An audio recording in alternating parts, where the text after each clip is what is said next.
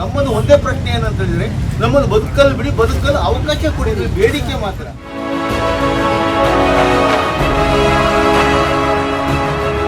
ನನ್ನ ಹೆಸರು ಪುತ್ರನ್ ಅಂತ. ನಾನು ಕೊರಗಾಭಿ ಸಂಘಗಳ ಒಕ್ಕೂಟದ ಸಂಯೋಜಕನಾಗಿ ಸಮುದಾಯದ ಕೆಲಸವನ್ನು ಮಾಡ್ತಾಯಿದ್ದೇನೆ.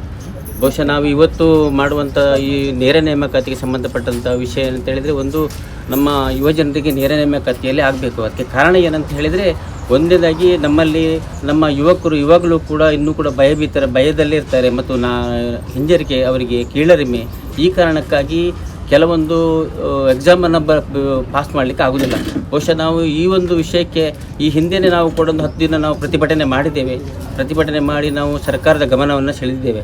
ಬಹುಶಃ ಆ ದಿನ UT ಖಾದರ್ ಸರ್ ಅವರು ಬಂದು ಇದನ್ನು ಕಂಪ್ಲೀಟ್ ನಾನು ಕ್ಲಿಯರಾಗಿ ಮಾಡ್ತೇನೆ, ಈ ಸಲ ನೀವು ಪ್ರತಿಭಟನೆಯನ್ನು ಹಿಂತೆಗೊಳ್ಬೇಕಂತ ನಮಗೆ ನಮ್ಮನ್ನು ಮನವಿ ಮಾಡಿಕೊಂಡ್ರು. ಅವರ ಒಂದು ಮಾತಿಗೆ ನಾವು ಹಿಂದೆ ತಗೊಂಡಿದ್ದೇವೆ. ಬಹುಶಃ 16 ತಿಂಗಳಾದರೂ ಕೂಡ ಯಾವುದೇ ಕೂಡ ಈ ನಮ್ಮ ನೇರ ನೇಮಕಾತಿಗೆ ಸಂಬಂಧಪಟ್ಟಾಗಿ ಯಾವುದೇ ಕೂಡ ಇಂಪ್ಲಿಮೆಂಟೇಷನ್ ಮಾಡಿಲ್ಲ. ಅದಕ್ಕಾಗಿ ನಾವು ಈ ಸಲ ಅಹೋರಾತ್ರಿ ನಿರಂತರ ಧರಣಿಯನ್ನು ಹಮ್ಮಿಕೊಂಡಿದ್ದೇವೆ. ಬಹುಶಃ ನಮಗೆ ಬಹಳ ಬೇಸರ ಅಂತ ಹೇಳಿದರೆ, ಈ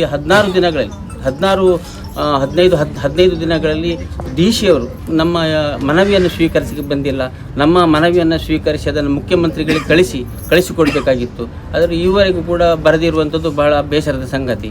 ನಾವು ಈ ಬಗ್ಗೆ ನಾವು ಇವತ್ತು ಅವರಿಗೆ ಜಿಲ್ಲಾಡಳಿತ ವಿರುದ್ಧ ನಾವು ಕಪ್ಪು ಪಟ್ಟಿಯನ್ನು ಕಟ್ಟಿ ನಾವು ಇವತ್ತು ಅವರಿಗೆ ಈ ಸಂದೇಶವನ್ನು ಕಳಿಸ್ತೀವಿ.